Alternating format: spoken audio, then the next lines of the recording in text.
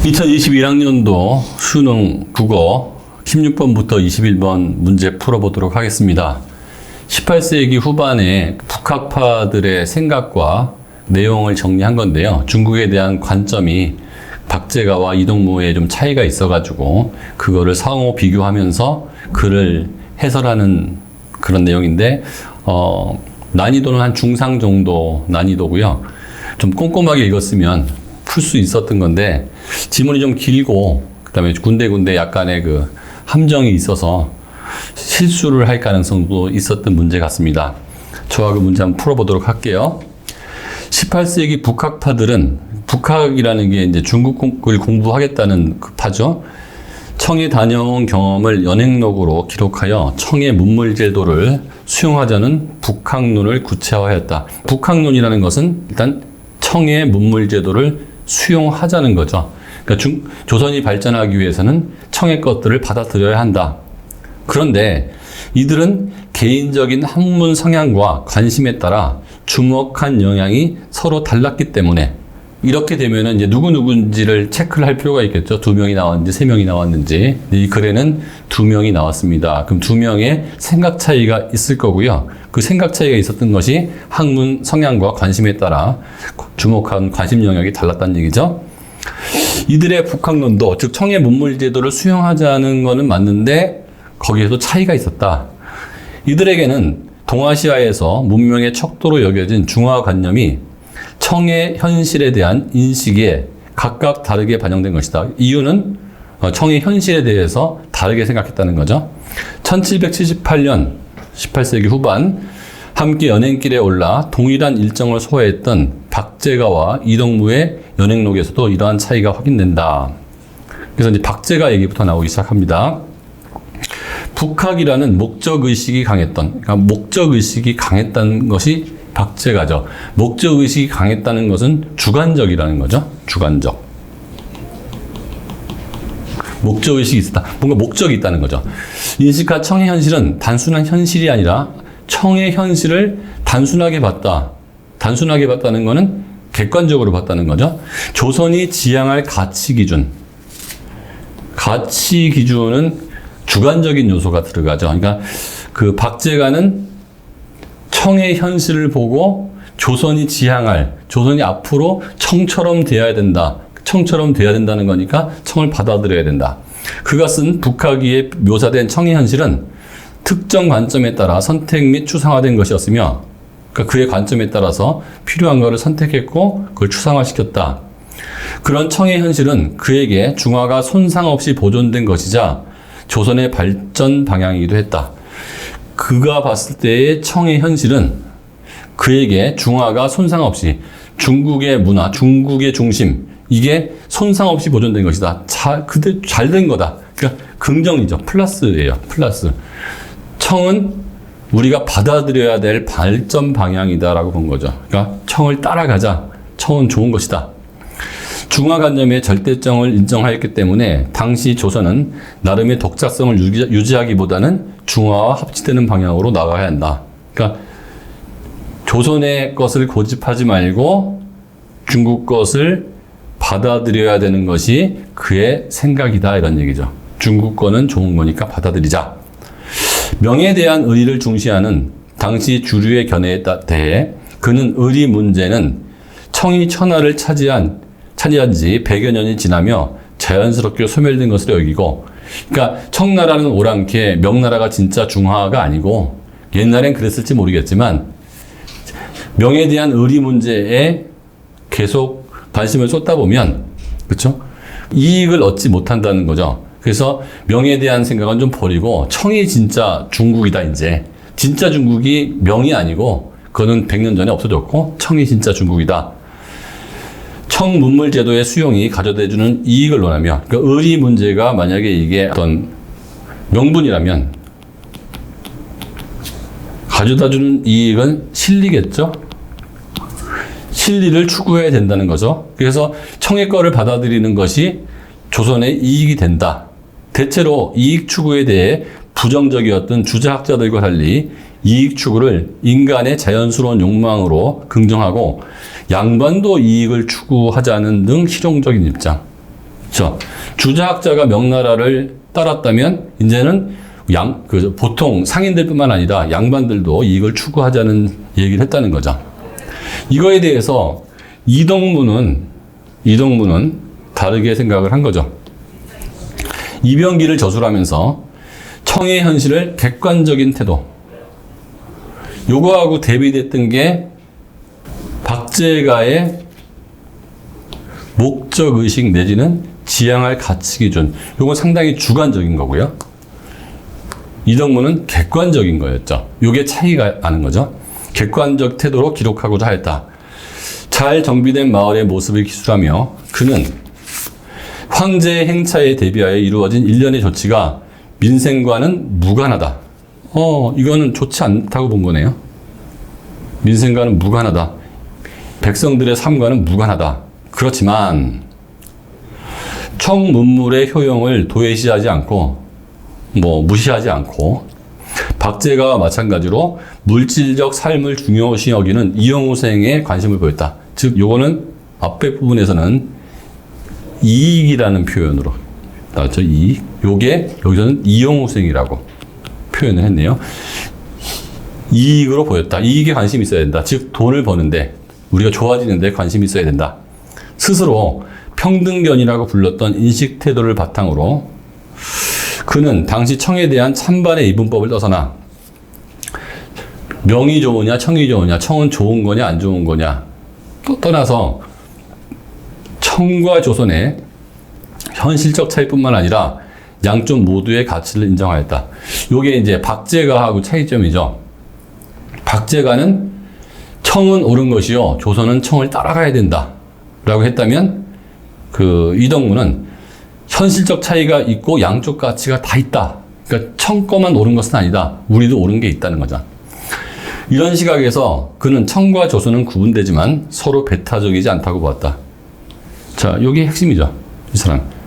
청과 조선은 구분되지만 서로 배타적이지 않았다. 배타적이라는 게 여기서 해석을 잘해야 되는 게 하나를 선택하면 하나를 선택하지 못하는 걸 말하거든요. 그러니까 조선 거를 없애고 청 거를 받아들이자는 게 박제가였다면 이덕무는 조선 건 조선 거대로 청 거는 청 거대로 같이 가자는 거죠. 그러니까 박제가의 생각은 청 거를 받아들여서 하나를 만들자. 이덕무는 청 따로 조선 따로 요 모양이에요. 도식화시켰습니다. 즉 청을 배우는 것과 조선 사람이 조선 풍토에 맞게 살아가는 것은 서로 모순되지 않는다. 같이 양립할 수 있다. 하지만 그는 중국인들의 외양이 만주족처럼 변화한 것을 보고 비통한 감정을 토로하며 중화의 중심이라 여겼던 명예에 대한 의리를 중시. 그러니까 이덕무는 중화의 중심이 청은 아니다. 어디죠? 명이다. 그리고 중국인들의 외양이 만주족처럼 변화한 것. 요거에 대해서는 마이너스. 중국에 대해서 마이너스 생각이죠. 안 좋다. 자신의 제시한 인식 태도에서 벗어나는 모습을 보이기도 했다. 원래는 중국도 좋다, 우리도 좋다. 중국에서 배울 게 그대로 있다. 그래도 있다라고 했는데 갑자기 이상한 소리를 툭 한 거예요. 만주족처럼 변화한 것은 안 좋다. 그 다음에 중화의 중심이라고 여겼던 명에 대한 의리를 중시 여겨야 된다. 이거는 이용우생, 실리적인 생각은 아니잖아요. 그러니까 잘 나가다가 이상한 얘기도 툭 했다 이런 얘기죠. 나 읽어볼게요. 18세기 후반에 중국은 명대 이래 경제 발전이 정점에 달아 있었다. 플러스죠. 중국이 잘 나가고 있다. 대부분의 주민들이 접근할 수 있는 향촌의 전기시장부터 인구 100만 대도시의 시장에 이르는 여러 단계의 시장들이 그물처럼 연결되어 국내 교역이 활발하게 이루어지고 있었다. 장거리 교역의 상품이 사치품이 한정되지 않고 일상적 물건으로까지 확대되었다. 그러니까 물류가 잘 일어나고 거래가 많이 일어났다는 얘기죠. 상인 조직의 발전과 신용기관의 확대는 교역의 질과 양이 급변하고 있음을 보여준다. 상인 조직의 발전과 신용기관은 은행 같은 거 생각하시면 돼요. 돈 빌려주고 돈 갚고 하는 대외 무역의 발전과 은혜 유입은 중국의 경제적 번영에 영향을 미친 외부적 요인이었다. 무역 플러스 은이죠. 은의 유입, 그리고 이를 통해 가능해진 은을 매개로 한 과세. 은을 매개로 했다는 것은 은이 화폐라는 얘기죠. 화폐 기능을 했다. 상품 경제의 발전을 자극하였다. 은과 상품의 세계적 순환으로 중국 경제가 세계 경제와 긴밀하게 연결되었다. 요거는 이 당시 서양의 산업혁명이나 근대화하고 맞춰보면 되는 게요. 프랑스 혁명이 일어나고 요때잖아요, 요때가. 그러니까 그쪽도 은이 많이 들어와서 은이 화폐가 됐고 은이 많아지면서 가격 혁명이 일어나가지고 물가가 폭등을 했거든요. 그러니까 은이라는 화폐를 가지고 중국에서도 거래할 수 있고 유럽에서도 거래할 수 있고 이런 얘기를 뜻해요. 그러니까 은과 상품의 세계적인 순환, 은을 통해서 은을 화폐로 전 세계가 유통이 되고 있다. 그러나 청의 번영은 지속되지 않았고 19세기에 접어들 무렵부터는 심각한 내외적 위기, 그러나가 있죠. 지속되지 않았다는 거죠. 마이너스 요인이 나타났다는 거예요. 19세기에 접어들 무렵부터는 심각한 내외 위기에 직면해 급속한 하락의 시대. 아까는 성장을 막 했는데 하락을 하는 거죠. 왜 그럴까? 북학파들이 연행을 했던 18세기 후반에도 이미 위기의 징후들이 있긴 있었구나. 징후. 뭔가 나타나겠네요. 급격한 인구 증가로 인한 여러 문제. 이거네요. 인구가 확 늘어나니까 문제가 발생을 했다는 거죠. 문제는 새로운 작물의 재배, 개간, 이주, 농경, 집약화 등 민간의 노력에도 불구하고 해결되지 않았다. 인구 증가를 해결하기 위해서 작물 재배도 해봤고요. 개간도 해봤고, 이주도 해봤고, 농경, 집약화도 해봤는데 해결이 됐어요, 안 됐어요? 안 됐다는 얘기죠. 인구 증가가 문제가 되는데 인구 증가로 이주 및 도시화가 진행되는 가운데 전통적 사회적 유대가 약화되거나 단절된 사람들이 상호 부조관계를 맺는 결사 조직이 성행되었다. 전통적 사회적 유대가 약화되거나 단절됐으니까 다른 데서 유대나 단결을 위해서 결사 조직을 맺었죠. 이런 결사 조직은 불법적인 활동으로 연결되곤 했고, 플러스 효과가 있어야 되는데 이게 불법적인 활동을 했다는 거죠. 위기 상황에서는 반란의 조직적 기반이 되었다. 이게 반란의 불만 세력이 나서 이 결사 조직이 반란까지 했다는 얘기죠. 또 인맥에 기초한 관료사회의 부정부패가 심화된 건 역시 인구 증가와 무관하지 않았다. 왜 그렇지? 교육받은 지식인들이 늘어났지만 인구가 늘어나니까 교육받은 지식인도 늘어났다. 근데 관료 조직의 규모, 즉 관료 조직의 숫자, 100명이 관료가 됐었는데 옛날에는 1억 명이 인구가 있었으면 1억 명 중에 100명이 돼야 되는데 관료 조직은 그대로 100명인데 인구가 2억 명이 됐으면 나머지는 직업을 못 구하는 거잖아요.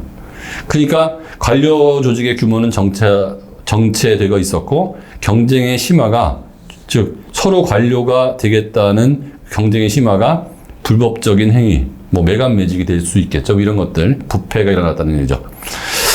이와 같이 18세기 후반 청의 화려한 번영의 그늘에는 심각한 위기의 씨앗들이 뿌려지고 있었다. 이게 인구 증가로 인한 문제겠죠. 통치자들도 번영 속에서 불안을 느끼고 있었다. 조정에는 외국과의 접촉으로부터 백성을 차단하는 경향이 있었으며, 이거 통치자들의 얘기네요. 서양 선교사들의 선교 활동의 확대로 인해 이런 경향이 강화되기도 했다. 서양 문화가 자꾸 오는 게 불안을 느끼게 됐다는 거죠. 이 때문에 18세기 후반의 청조정은 서양에 대한 무역 개방을 축소하는 모습. 원래 무역이 확대가 되면서 성이 발전을 했는데 그걸 축소시켰다는 얘기예요. 그러나 그때까지 위기가 본격화되진 않았고 소수의 지식인들만이 사회의 변화의 부정적 측면을 염려하거나 개혁 방안을 모색하였다. 여기까지가 이제 지문이고요. 이걸 바탕으로 문제를 풀어보도록 할게요. 글 가나에 대한 설명으로 가장 적절한 것은, 가는 이제 북학파에 대한 박제가와 이동무의 견해 차이고요. 나는 18세기 후반에 경제가 좋아졌다가 인구 증가로 인해서 경제가 쇠퇴하는 과정에 있는 내용이죠. 1번 가, 18세기 중국에 대한 학자들의 견해, 박제가와 이동무의 견해를 제시하면서 그러한 견해 형성의 배경 및 견해 간의 차이. 견해 형성의 배경은 그 박제가는 북학이라는 목적의식이 강했고, 이게 견해 배경이고, 이덕무는 청해 현실을 객관적으로 기록하는 게, 그 견해 형성의 배경인 거고, 그거에 대한 견해 차이. 나왔죠? 그러니까 그 16번의 답은 일단 1번은 답이 되는 거네요. 2번이 틀린 이유를 찾아보면 가는 18세기 중국을 바라보는 사상적 관점을 제시하면서 각 관점이 지니는 역사적 의의와 한계를 서로 비교하고 있다. 역사적 의의 이런 얘기 일단 없고요. 그 다음에 그 이덕무에 대해서는 한계가 있었죠. 그는 중국인들의 외양이 민주적처럼 변화된 것을 보고 비통한 감정을 토로하며 중화의 중심이라고 여겼던 명에 대한 의리를 중시하는 등 자신이 제시한 인식 태도에서 벗어난 이랬다 저랬다 얘기했다는 거죠. 그러니까 이건 한계를 보여준 건데 그 박제가에 대해서는 한계를 보여주지 않았잖아요. 그 다음에 중국을 바라보는 사상적 관점을 제시하고 그게 역사적으로 어떤 의미가 있는지, 역사적 의미라기보다는 조선은 어떻게 해야 된다 뭐 이런 얘기였기 때문에 일단 여기에서 그렇죠? 그 서로 비교하고 있는 거 이건 아니죠. 가는 어떻고 나는 어떻고 가의 한계는 뭐고 나의 한계는 뭐고 이런 얘기는 아니죠. 그냥 두 개 설명만 하는 거죠. 설명만. 나에 대해서는 약간의 뭐 비판적인 태도는 있지만 서로 비교하면서 나에 대해서 비판한 게 아니고 가는 아예 이런 비판이 없고요. 가야 된다. 그 박제가에 대해서 비판 아예 없고 이덕무에 대해서만 약간 이랬다 저랬다 하는 게 있다. 그러니까 이건 답이 아니에요. 2번도 약간은 헷갈리는 지문이긴 했습니다. 3번. 나는 18세기 중국의 사회상을 제시하면서 다양한 사회상을 시대적 기준에 따라 분류하고 있다. 그 시대적 분류한다고 그러면 초기는, 중기는, 후기는 예를 들어서 초기의 시장의 구조는, 중기의 시장 구조는, 후기의 시장 구조는 이렇게 하는 게 시대별 기준에 따라 분류한 건데 초기에는 잘 됐다가 후반부에 들어서서 그 안 좋아졌다 이렇게 얘기하는데 그게 뭐 여기에 나오는 상인 조직의 발전, 신형기관이 어떻게 됐고 이런 거가 어떻게 변화했는지 보다는 갑자기 인구 증가 얘기로 나왔거든요. 그래서 기준에 따라 분류한 것도 맞지 않고요. 중국의 사회생활을 보면 다양한 사회상 이런 것도 없었죠.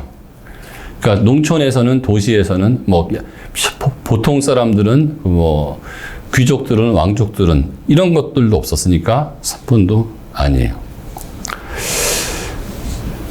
나는 18세기 중국의 사상적 변화를 제시하면서 이러한 변화가 지니는 긍정적 측면과 부정적 측면을 분석하고 있다.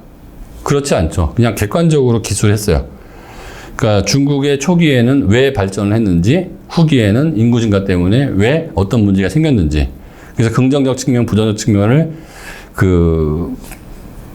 변화에 대한 이런 얘기들은 없습니다. 가와나 모두 18세기 중국의 현실을 제시하면서 그러한 현실이 다른 나라에 미친 영향, 이건 미친 영향은 아예 존재하지 않죠. 그래서 16번 같은 경우가 1번이 답은 확실한데 2번, 3번은 아닌 이유를 정확히 찾아내면 1번의 답을 잘 찍을 수 있지만 2번, 3번에서 약간 모호하게 기술되어 있기 때문에 여기서 헷갈리기 시작하면 1번 썼다가 딴 걸로 고칠 수도 있는 거여서 이런 문제는 조금 유익 있게 풀 필요가 있을 것 같습니다. 그리고 사상적 변화라기보다는 나에서는 사회적 변화죠. 사상적 변화라고 그러면 뭐 초기에는 어떤 사상이었는데 어떤 사상으로 바뀌었다는 아니고 인구 변인, 즉 변화가 인구 증가가 일으키는 사회적 변화이기 때문에 여기서 찾아야 되는 거죠. 또 얘기를 한다 그러면 아까 가에서도 뭐 시대별 참 시대별 기준 이런 거 없었고 성장과 쇠락만 있었으니까 3번도 아닌 거고 그렇죠? 그렇게 보시면 될 것 같고 16번이 이렇게 썩 쉬운 문제는 아니었던 것 같아요. 자 이제 17번으로 가보면 박제가와 이동무에 대한 이해로 적절하지 않은 거는, 이거는 뭐 박제가는 청의 문물을 도입하는 것이 중화를 이루는 방도라고 했다. 그 청을 받아들이자고 했죠. 청을 받아들여서 조선으로 가져오자. 그러니까 이거 맞는 얘기고, 박제가는 자신이 파악한 청의 현실을 조선을 평가하는 기준. 자, 요거는 그 조선이 지향할 가치 기준이었다. 그 A의 두 번째 줄에 나오죠. 조선이 지향할 가치의 기준이었다. 그러니까 그게 맞죠. 3번 같은 경우에는 이동무는 청의 현실을 관찰하면서 이면에 있는 민생의 문제를 간과하지 않았다. 이거죠. 이동무의 얘기 쪽에 나오는 거에서 잘 정비된 마을의 모습을 기술하며 그는 황제의 행차에 대비하여 이루어진 일련의 조치가 민생과는 무관하다. 민생의 문제를 신경 썼죠. 그러니까 이것도 맞죠. 4번 같은 경우 이동무는 청문물의 효용성을 긍정하면서 청이 준화를 보존하고 있으면, 이동무는 중화를 보존하는 게 명이라고 그랬습니다. 명이라고 그랬으니까 요거는 그는 중국인들의 외양이 만주적처럼 변화한 것을 보고 비통한 감정을 토로하며 중화의 중심이라 여겼던 명에 대한 의리를 중시. 요게 틀린 거죠. 5번 박제가 이동무는 모든 중화 관념 자체에 대해서는 긍정적인 태도를 가졌다. 이거는 그 이동무, 박제가는 뭐 말할 것도 없고 중화를 받아들여야 된다고 했으니까, 그 다음에 이동무도 이게 박제가가 중화를 받아들여야 된다면 이동무는 조선과 중화를 같이 가져가야 된다. 이게 긍정적이니까 같이 가자는 거 아니에요? 그러니까 5번도 맞는 얘기죠. 그러니까 17번 같은 경우에는 요거만 찾아낼 수 있으면 그렇게 어렵지 않게 풀 수 있었다고 보입니다. 18번 평등견에 대한 이해로 가장 적절한 것은 평등견. 조선의 풍토를 기준으로 삼아 청의 제도를 개선하자는 인식이다.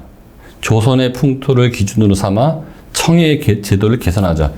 조선 사람이 청의 제도를 개선할 이유는 없죠. 그러니까 평등견은 청 것도 좋고 조선도 조선 나름대로의 특징이 있으니까 같이 가자. 이게 평등견이잖아요.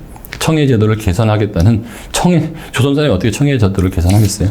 아니고, 조선의 고유한 삶의 방식을 청의 방식에 따라 계약을 해야 된다. 요거는 누구의 생각이죠? 이거는 박제가의 생각이죠. 청의 방식에 따라 개혁을 해야 된다. 조선의 삶을 청의 방식으로 개혁하는 게 아니고 조선에 좋은 건 조선 거, 청에 좋은 건 청 거 더하자.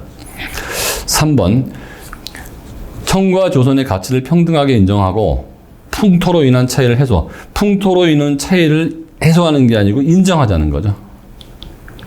요게 틀린 얘기인가요? 해소는 없애버린다는 거거든요. 왜냐하면 평등한 게 풍토로 인한 차이가 있기 때문에 평등한 거거든요. 4번 중국인의 외양이 변화된 모습을 명에 대한 의리의 문제와 관련지어 파악하려는, 이거는 그냥 뒷부분에 이동무의 생각이긴 하지만 이게 평등견은 아니죠. 5번 청에 대한 배타적 태도를 지향하고, 배타적 태도는 청 거냐 우리 거냐 이게 아니고요. 청은 청 거대로 우리는 우리 거대로거든요. 청과 구분되는, 청은 청 거대로 조선의 독작선, 우리는 우리 거대로. 이게 플러스죠. 답은 5번입니다. 청과 우리께 같이 간다. 병립할 수 있다는 얘기죠. 19번 문맥을 고려할 때 기억의 의미를 파악한 내용으로 가장 적절한 것은, 문맥을 고려할 때 기억이 심각한 위기의 씨앗들이 뿌려지고 있었다. 이게 기약이잖아요. 그러니까 인구 증가로 인해서 여러 가지 문제가 발생을 했는데 아직 뻥 터지진 않은 상태거든요. 그래서 그 통치자들도 이제 번영 속에서 불안을 느끼고 있었는데 인구 증가가 조금 문제가 생기고 있다는 얘기죠. 새로운 작물의 보급 증가가 경제적 번영으로 이어지는 상황. 작물의 보급 증가가 됐지만 인구 문제를 해결하지 못했다. 그 1번은 아니죠.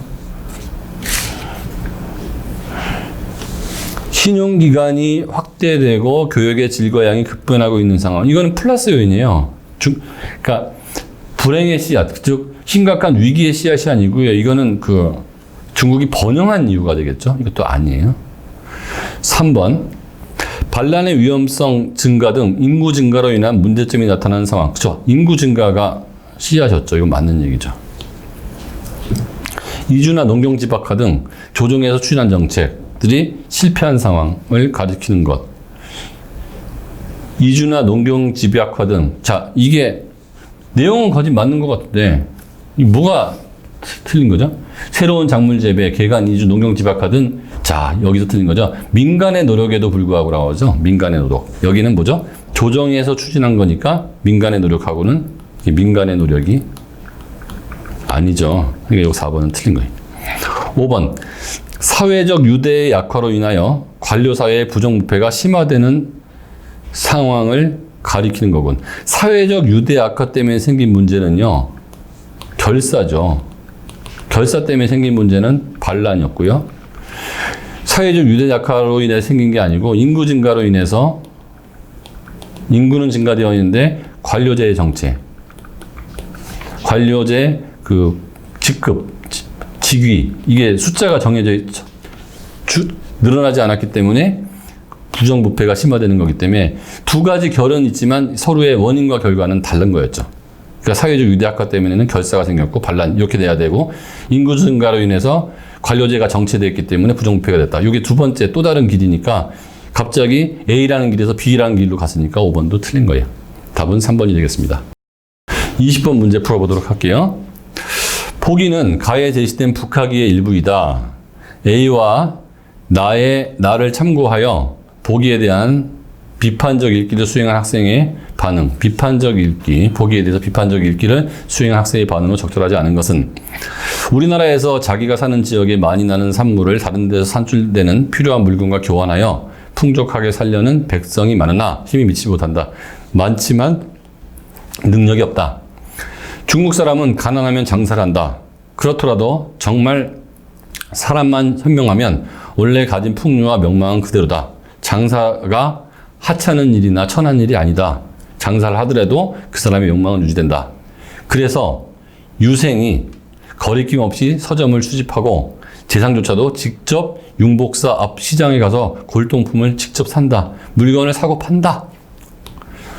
우리나라는 해마다 은 수만 양을 영경에 실어 보내 약재와 비단을 사오는 반면 돈을 주고 약재와 비단을 사오는데 그 돈이라는 게 있어야 뭔가 한다는 거잖아요. 거래의 매개라고 했으니까. 우리 물건을 팔아 저들의 은으로 바꾸는 일은 없다. 그러니까 수입을 하는데 수출을 안 한다. 그러니까 은이 자꾸 나가기만 하지 들어오지 않는다. 은이란 천년이 지나도 없어지지 않는 물건이지만 그러니까 자본을 축적해야 된다는 얘기인데 약은 사람에게 먹여 반나절이면 사라져 없어지고 비단은 시신을 감싸서 묻으면 반년 만에 썩어 없어진다. 즉 자본은 축적이 안 되고 물건을 사오기만 하고 우리 물건을 팔지 못한다. 이런 얘기죠. 자, 문제 풀어보도록 하겠습니다. 1번. 보기에 제시된 중국인들의 상업에 대한 인식은 A에서 제시한 실용적 입장에서 부합되는 것이군. 문물제도 수용이 가져다는 이익을 논하는 거잖아요. 대체로 이익 추구에 대해서 부정적이었던 주자학자들과 달리 이익 추구를 인간의 자연스러운 욕망으로 보았고 양반도 이익을 추구하는 등 실용적인 입장. 즉 돈을 버는 게 나쁜 것이 아니다.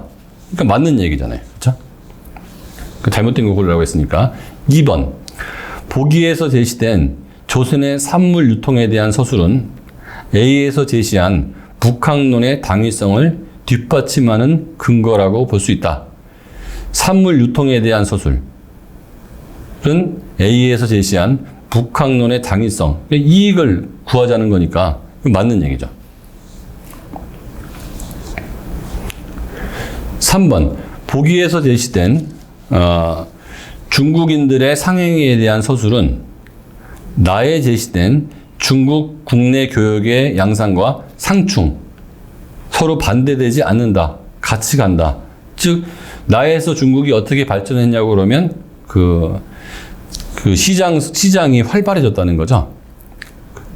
여러 단계의 시장들이 그물처럼 연결되어 국내 교육이 활발하게 이루어지고 장거리 교육 상치품이 한정되지 않고 일상적인 물건으로 확대되었다. 이거잖아요. 상인 조직의 발전. 그러니까 그 양반도 물건 사고 팔고 하고 이렇게 쭉 나가는 것들이 같이 맞는 얘기죠. 그러니까 상인 조직이 확대됐다는 게 누구나 다 이익을 위해서 노력을 했다는 얘기니까 이것도 맞는 얘기예요. 보기에서 제시된 은에 대한 평가는 나에서 제시된 중국의 경제적 번영에 기여한 요소를 참고할 때 은의 효용적 측면을 강조한 것이다. 효용적 측면을 강조한 거라고 해야 되겠죠. 은은 되게 중요한 거다. 은은 화폐적 기능이 있고 썩지도 않고 은만 갖고 있으면 유럽하고도 물건을 사고 팔 수 있다. 강조한 거는 무시하는 걸 말하거든요. 강조, 오히려 반대의 표현이 되겠죠. 은의 효용적 측면을 강조한, 중요한 것이라고 평가한 것이라고 볼 수 있다. 라고 해야 되는데, 강조하는 무시하는 거니까 은이 필요 없다는 얘기거든요. 은은 필요한 거라고 돼 있잖아요. 잘못 설명한 거니까 4번이 맞겠죠. 보기에서 제시된 중국의 관료에 대한 묘사는 나에서 제시된 관료사의 모습을 참고할 때 지배층의 전체 면모가 드러나지 않는 진술이라고 볼 수 있다. 보기에서는 중국 관료들이 실용적이라고 했잖아요. 유생이 거리낌 없이 서점을 출입하고 재상조차도 윤복사 앞에서 골동품을 사고 굉장히 실용적이라고 했는데 청나라 후기 때 지배층 전체 면모 부정부패와 뭐 이런 얘기가 많이 나오잖아요. 그런 걸 보면 중국에 있는 관료들은 꼭 실용적이지만은 않고 부정부패나 뭐 이런 것들이 있었다는 얘기죠. 그 다음에 청조정은 청의 서양에 대한 무역 개방을 축소한다고까지 했잖아요. 여기선 관료들이 만약에 무역이나 장사하는 거를 찬성하는 것처럼만 보였는데 나에서 제시된 뒷부분에 보면 무역 개방을 축소하고 그 다음에 뭐 이렇게 됐었기 때문에 전체적으로 모두가 보기에서 나온 것처럼 실용적인 것만은 아니다라는 게 나에 표시되어 있죠. 이게 5번도 틀린 겁니다. 맞는 겁니다. 정답은 4번이 되겠습니다. 21번 이제 문제 풀면 문맥상 A와 A서부터 E까지 바꿔 쓰기에 가장 적절한 것은 이건 어려운 문제는 아니고 그냥 갖다 맞춰버리면 되는 문제였던 것 같아요. 그런 청의 현실은 그에게 중화가 손상 없이 보존된, 유지된, 드러난 전혀 맞지 않죠. B. 민생과 무관하다고 지적하였다. 하지만 청문물의 효용을 도외시하지 않고 박제가와 마찬가지로 물질적 삶을 중요시하는 이영호생에 관심을 보였다. 자, 이거는 무시한다는 거죠. 도외시한다는 건 무시한다. 생각하는 거하고 전혀 맞지 않죠. 상관하지 않거나 무시한다. 그러니까 청문물의 효용을 무시하지 않고, 그렇죠? 청문물 효용이 있다. 생각하지 않고는 전혀 관계없죠. C. 시장들이 그물처럼 연결되어 국내 교육이 활발하게 이루어지고 있었다. 장거리 교육의 상품이 사치품에 한정되지 않고 제한되지 않고 사치품에 그치지 않고 맞는 얘기, 똑같은 얘기래요. 맞고. D.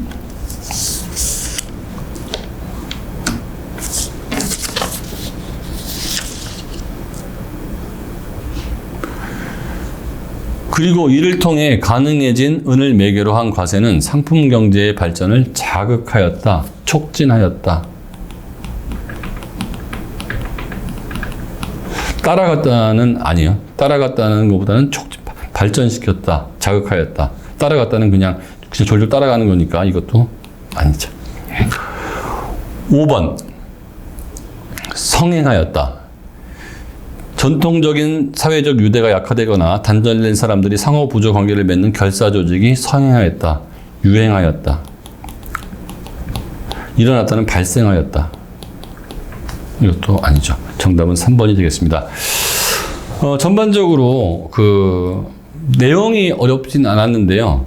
지문을 읽으면서 두 문제 중에 한 문제를 골라야 되는 상황이 생길 수도 있을 것 같거든요. 그래서 이런 거는 많은 기출문제를 풀면서 정확하게 이 지문이 본문에 있는 어느 문제 때문에 정답이 되고 정답이 안 된다는 거를 체크하는 습관이 되는 사람들은 실수 안 하고 문제 잘 풀었을 거고요. 그냥 읽고 나서 그 추론으로 풀던 친구들은 아마 고생을 좀 했을 거라고 보입니다. 한 난이도는 중상 정도였고요.